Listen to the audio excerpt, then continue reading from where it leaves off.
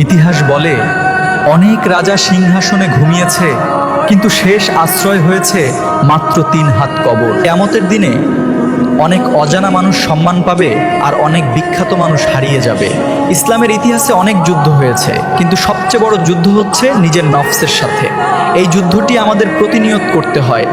যে মানুষ আল্লাহকে ভুলে যায় সে দুনিয়ায় হাসে কিন্তু আখিরাতে কাঁদে। আমাদের উচিত সবসময় সৃষ্টিকর্তাকে স্মরণ রাখা। দুনিয়ার আলো একদিন নিভে যাবে, কিন্তু ঈমানের আলো কবরে পথ দেখাবে। দুনিয়ার সব চাকচিক্য একদিন শেষ হয়ে যাবে। মানুষ দুনিয়ার ঘর বানাতে ব্যস্ত, কিন্তু ভুলে যায় তার আসল ঘর হবে কবর। দুনিয়ার সব গল্প একদিন শেষ হবে, কিন্তু আখিরাতের জীবন তখনই শুরু হবে। এই সত্যটি আমাদের মনে রাখা উচিত এবং সে অনুযায়ী নিজেদের জীবন পরিচালনা করা প্রয়োজন প্রতিটি মুহূর্তে। নবী রাসূল সাল্লাল্লাহু আলাইহি ওয়াসাল্লাম বলেছেন, তোমরা বেশি বেশি স্মরণ কর সেই জিনিসকে যা সব আনন্দকে ভেঙে দেয়, অর্থাৎ মৃত্যু। কবর হলো আখিরাতের প্রথম ঘর। যদি কেউ এখানে মুক্তি পায় তাহলে পরবর্তী সব ধাপ সহজ হবে।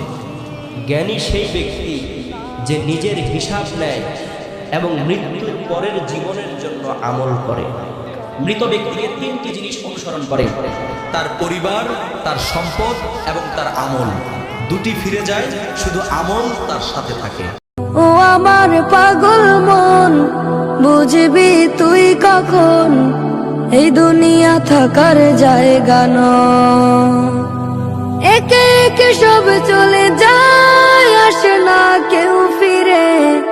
বাবার কাঁধে ছেলের কফিন, দাদা কবর খুঁড়ে। একে একে সব চলে যায়, আসে না কেউ ফিরে। বাবার কাঁধে ছেলের কফিন, দাদা কবর খুঁড়ে।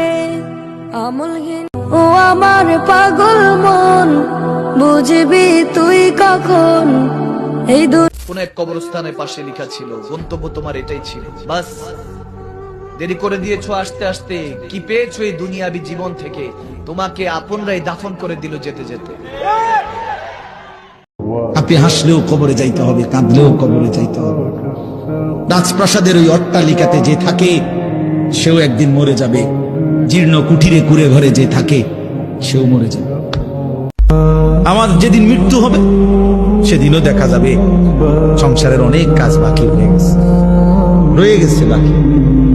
হয় চেয়ারের ফায়া ভাঙ্গা, জানালার চিৎকারি ভাঙ্গা, হ্যাঁ সোফাটার মধ্যে বার্নিশ করলে বালা ছিল, ফ্রিজের তলে দিয়া পানি ভরে, নুন নাই, তেল নাই, সাবান নাই, এই না? তাহলে স্বার্থপর এই দুনিয়া শেষ করা যায়।